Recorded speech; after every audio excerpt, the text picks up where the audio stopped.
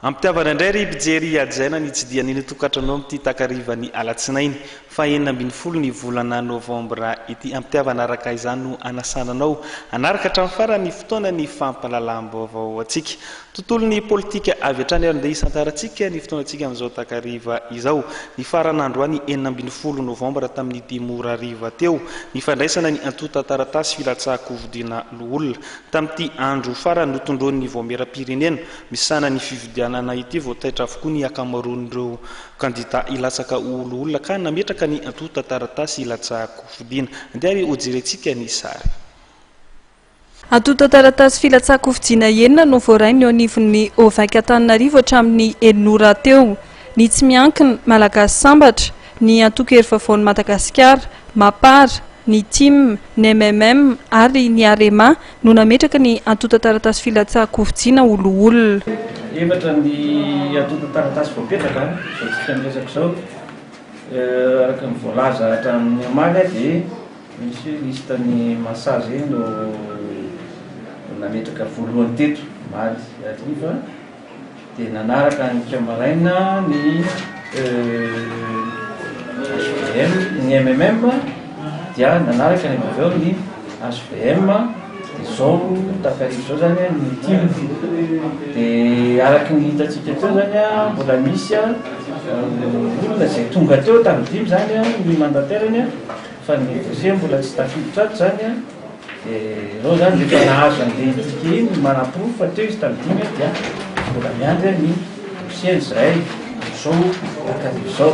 Ny lisitra olona izay ahitana olona 10, tompo-toerana 7 ary mpisolo-toerana 3 avy. Raha ny voalazan'ny voameram-pirenena misana ny fifidianana na ny CENI dia ao anatin'ny 10 andro eo vao hivoaka ny lisitra raikitry ny kandida afaka mifaninana amin'ny fifidianana olona izay ho toto-saina ny 20 desambra 2024.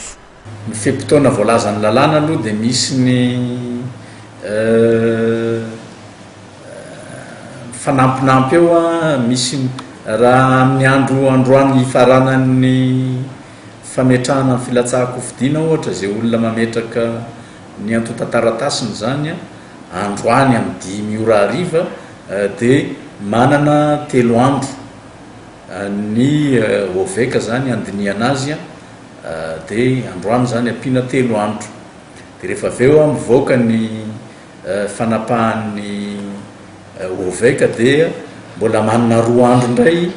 le kandida mety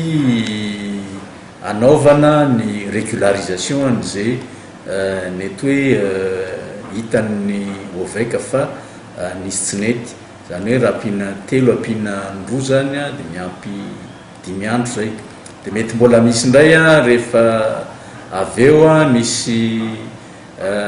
kandida mety mapakatra any amin'ny fitsarana avo momba ny lalam-panorenana amin'ny mety ho fandavana ataon'ny CENI dia mbola misy 27 ora indray ka mitambatambatra zay rehetra zay dia raha tsy diso mbola misy eo amin'ny 10 andro eo aorinan'ny androany zany zay vao mety ho fantatra ny hoe ahafantarana ny le lisitra tena raikitra zany amin'ireo olona ho afaka ilatsaka hofidiana amin'ny fifidianana ny olona ho ataontsika amin'ny 27 ny volana desambra. Ny voamera nasionaly misana ny fifidianana no manana fahefana hamoaka ny lisitra raikitra ny kandida afaka mifaninana amin'ny fifidianana olona.